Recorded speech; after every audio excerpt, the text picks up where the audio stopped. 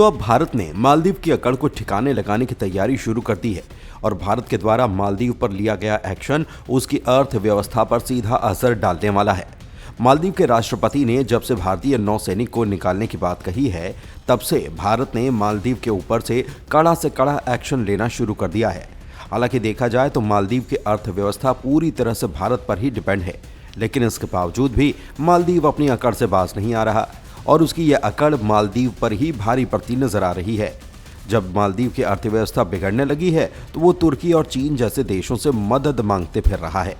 दरअसल हुआ यह है कि भारत ने मालदीव को सबक सिखाने की तैयारी एक बड़े कदम के साथ शुरू कर दी है। जैसा कि आपको मालूम होगा कि हाल ही में कुछ दिनों पहले भारत के प्रधानमंत्री नरेंद्र मोदी लक्षद्वीप के दौरे पर गए हुए थे।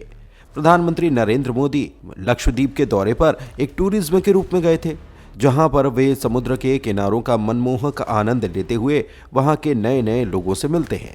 और भारत का यही कदम मालदीव की अर्थव्यवस्था पर भारी पड़ रहा है। मालदीव चीन और तुर्की जैसे देशों से मदद मांग रहा है। आपको बता दें कि मालदीव की जो ज़्यादातर अर्थव्यवस्था है वो केवल टूरिज्म सेक्टर से ही बनी हुई है, और वो भी भारत के बलबूते, क्योंकि भारत के ज़्यादातर लोग मालदीव में छुट्टियां मनाने जाते हैं, जिससे मालदीव को काफ़ी बड़ा फ़ायदा होता है। यही नहीं, इसके अलावा भी भारत के समुद्री रास्ते से मालदीव जाने वाले कार्गो शिप ने अपने रास्ते को बदलना शुरू कर दिया है। दोस्तों, जब तक मालदीव के पुराने राष्ट्रपति थे तब तक मालदीव और भारत का रिलेशन काफ़ी अच्छा हुआ करता था और भारत से छुट्टियां मनाने के लिए लाखों की तादाद में टूरिस्ट मालदीव घूमने जाया करते थे और मालदीव की पूरी अर्थव्यवस्था केवल भारत के ही बलबूते टिकी थी। मालदीव को जब भी किसी मदद की ज़रूरत होती तो सबसे पहले भारत ही मालदीव की मदद भी करता था। लेकिन जब से मालदीव के नए राष्ट्रपति मोहम्मद मुइज़्ज़ू हुए हैं, उन्होंने शुरुआती दौर में ही भारत के सभी सैन्य कर्मियों को बाहर निकालने की तैयारी शुरू कर दी थी। वैसे देखा जाए तो सैनिकों की संख्या बहुत ज़्यादा नहीं, केवल 77 ही ऐसे सैनिक हैं जो मालदीव में सैन्य कर्मी के रूप में अपनी सेवा देते हैं। लेकिन मालदीव को यही 77 सैनिक भारी पड़ रहे हैं और उन्होंने इन्हें निकालने की तैयारी शुरू कर दी है। फिर भी मालदीव का यही कदम उस पर कितना भारी पड़ सकता है, मालदीव को इसका ज़रा भी अंदाज़ा नहीं था। वैसे देखा जाए तो मालदीव में जो भी नए राष्ट्रपति या प्रधानमंत्री बनते थे वो सबसे पहले भारत के दौरे पर आते थे। लेकिन मालदीव के नए प्रेसिडेंट मोहम्मद मुइज़्ज़ू, जो सबसे पहले तुर्की की विदेश यात्रा पर गए थे और भारत के सबसे नज़दीक होने के बावजूद भी भारत का दौरा नहीं करते हैं, और तुर्की के बाद मालदीव के राष्ट्रपति ने चीन से मिलने का अपना विचार बनाया है और भारत मालदीव की इन्हीं हरकतों से काफ़ी ज़्यादा नाराज़ है। अगर आप इस मैप को देखेंगे तो भारत मालदीव के सबसे ज़्यादा करीब पड़ता है, यानी कि अगर कोई भी आपातकालीन स्थिति बनती है तो मालदीव की मदद के लिए सबसे पहले भारत ही मौजूद रहेगा।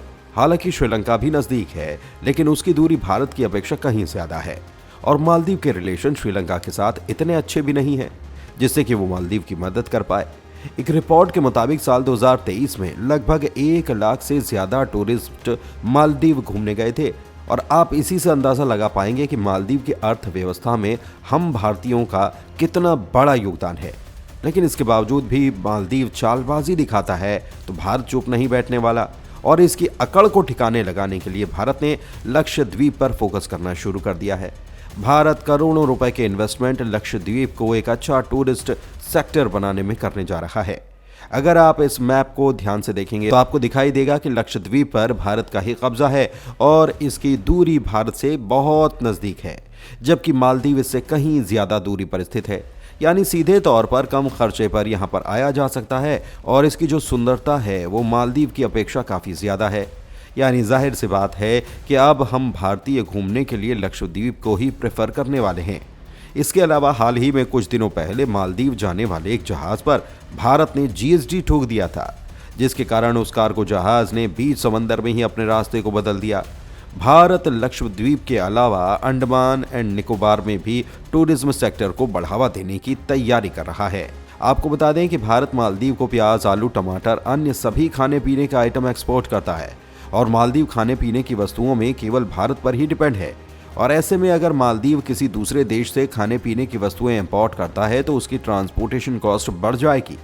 यानी कि भारत मालदीव को सबसे कम दाम में खाने पीने की वस्तुएं एक्सपोर्ट करता है, और अब भारत ने जब मालदीव पर एक्शन लेने की शुरुआत कर दी है तो खाने पीने की वस्तुओं का एक्सपोर्ट भारत रोक सकता है।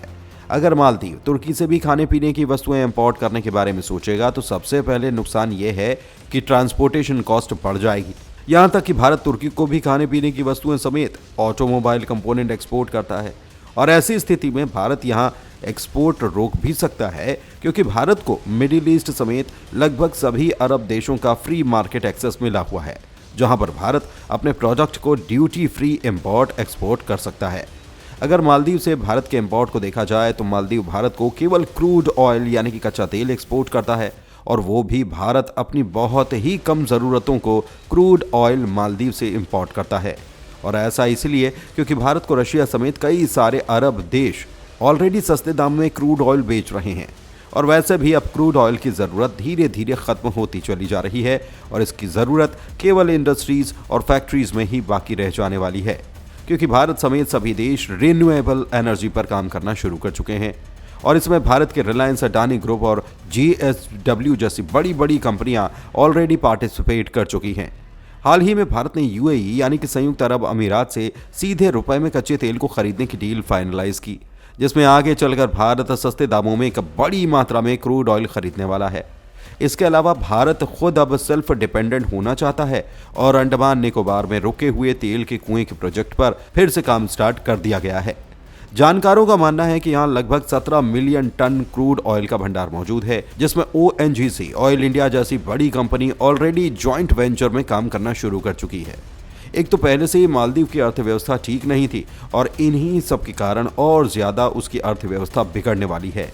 यानी कि 2024 के शुरुआती दौर में ही मालदीव चीन और तुर्की जैसे देशों से भीख मांगता दिखेगा।